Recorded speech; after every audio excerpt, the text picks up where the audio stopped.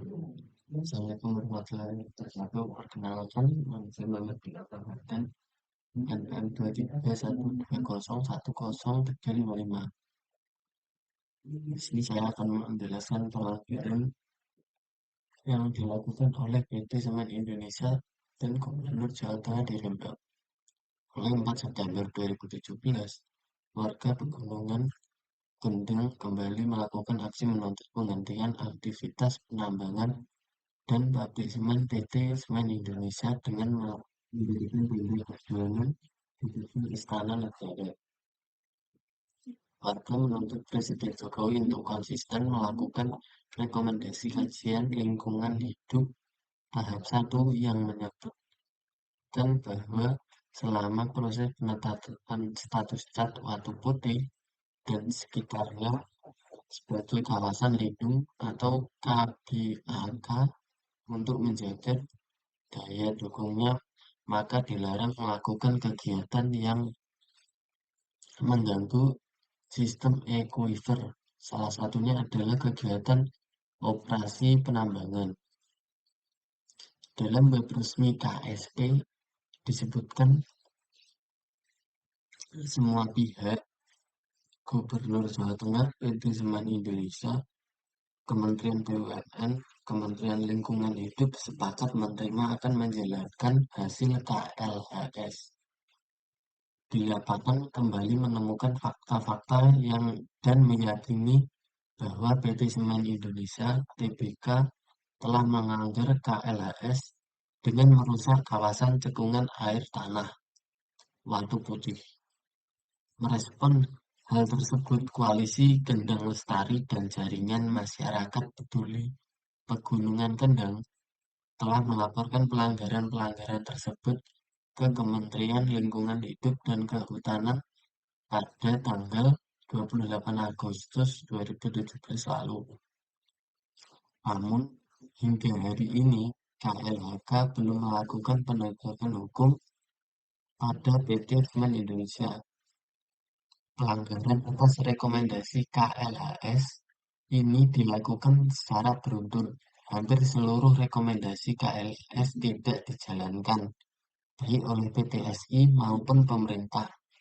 Pemerintah Provinsi Jawa Tengah tidak menjalankan rekomendasi KLHS nomor 2 yang memerintahkan kepada pemerintah provinsi untuk mengeluarkan SK penghentian sementara terhadap seluruh IUP di kawasan Cat Watu Putih sebagai tindak lanjut dari rekomendasi KLHS.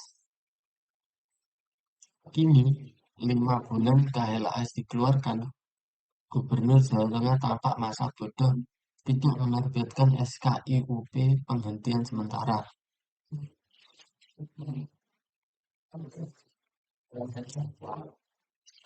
Demikian pula rekomendasi KLHS untuk merevisi segera rencana tata ruang wilayah dan lampiran peta rencana pola ruang di mana di dalamnya masih mengalokasikan kawasan tersebut sebagai kawasan tambang pasal 26. Padahal rekomendasi KLHS sangat jelas bahwa RT/RW harus segera direvisi ke arah peruntukan tunggal kawasan lingkungan sesuai pada pasal 19 tentang peruntukan Cat Watu Putih sebagai kawasan lindung. Koalisi Kendang Lestari sudah merekomendasikan secara visual pelanggaran-pelanggaran di PTSI tersebut dengan mengambil titik koordinat pelanggaran dan mengoverlay pada peta cat Watu Putih secara jelas. Menampakkan pelanggaran-pelanggaran yang dilakukan melalui aktivitas penambangan batu kapur, penambangan tanah liat, melakukan kegiatan blasting atau peledakan, hingga kesibukan aktivitas penambangan dan bongkar batu kapur di konveyan PT Semen Indonesia. Seluruh dokumentasi tersebut diambil pada 30 Agustus 2017 dan hari-hari sebelumnya. Semuanya menunjukkan bahwa dengan jelas PTSI masih mengeruk bahan tambang persis berada di dalam wilayah cat Watu Putih yang mestinya dilindungi oleh KLS.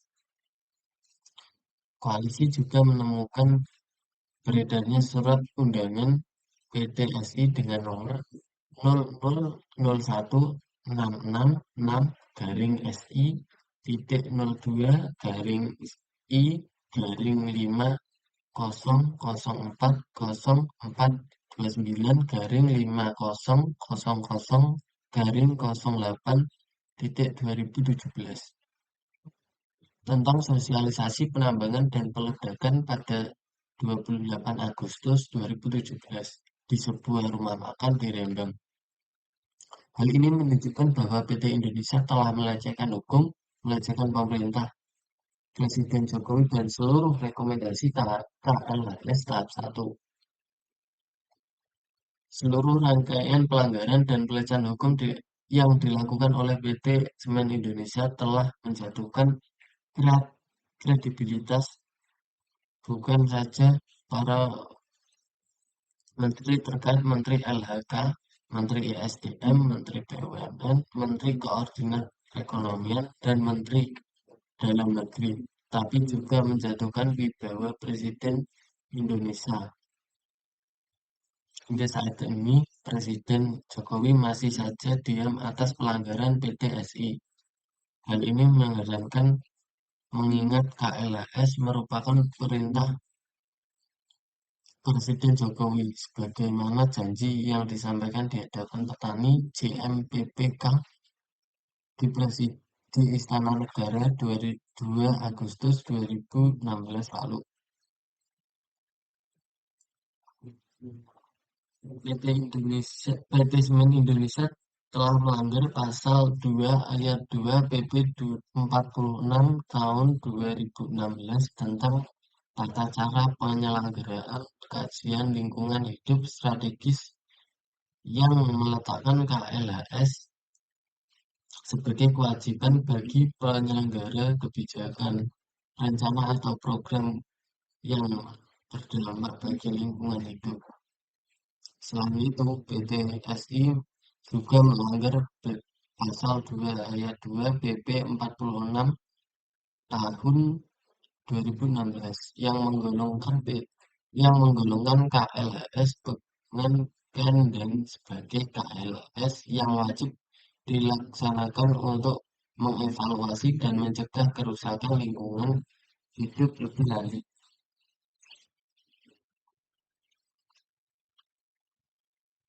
Untuk itu, melalui siaran pers dan bukti-bukti yang kami paparkan di sini, Koalisi Gandeng Lestari mendesak Presiden Republik Indonesia, Menteri ESDM, Menteri Lingkungan Hidup, dan Kehutanan RI untuk segera menyegel kawasan Cat Watu Putih dan menghentikan aktivitas penambangan PT Semen Indonesia di Cat Watu Putih. 2. Memerintahkan Pemerintah Provinsi Jawa Tengah untuk mencabut izin usaha penambangan di kawasan Cat Watu Putih. 3. Melakukan penyelidikan tindak pidana pelanggaran UU 32 tahun 2019 tentang perlindungan dan pengelolaan lingkungan hidup karena KLHS adalah mandat dari UU Nomor 32 Tahun 2019 tentang perlindungan dan pengelolaan lingkungan hidup.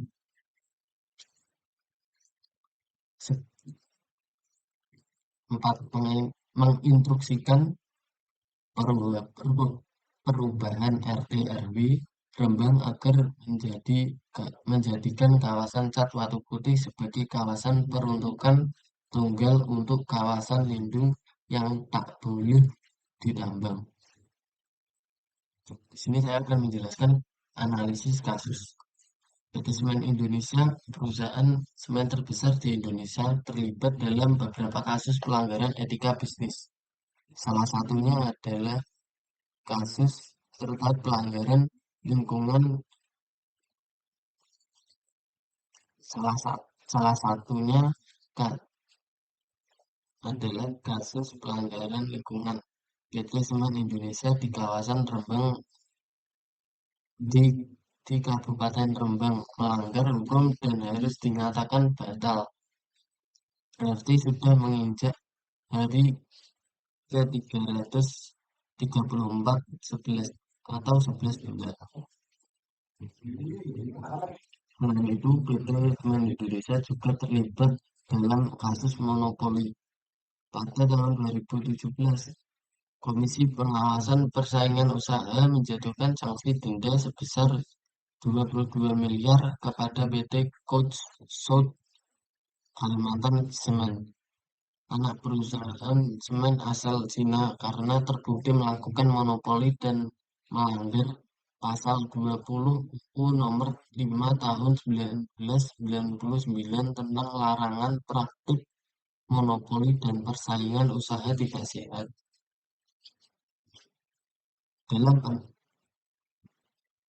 Dalam pandangan secara sosial, tindakan PT Semen Indonesia dianggap merugikan masyarakat luas dan merusak lingkungan hidup.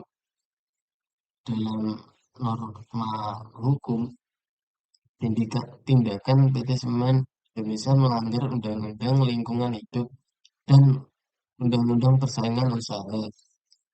Dalam pandangan norma agama, tindakan PT Indonesia Semen Indonesia melanggar prinsip-prinsip moral dan etika yang dianut oleh agama-agama besar di dunia.